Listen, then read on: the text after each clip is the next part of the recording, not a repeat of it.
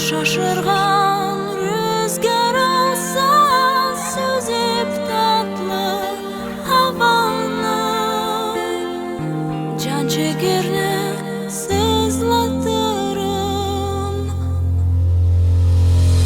Yok kalbimde daim sönmeyen ahrım, geçidir bir sırrım.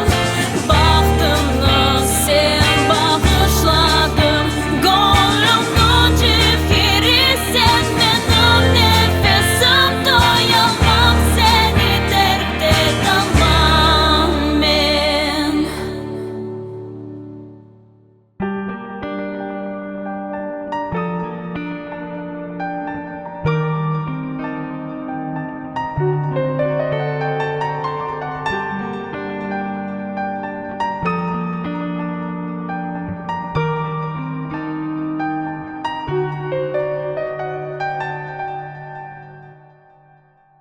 Yok, kimsege seni vermem.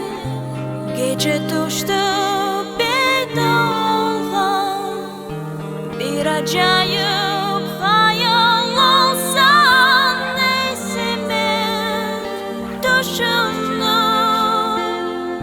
Hiç sabırsız onu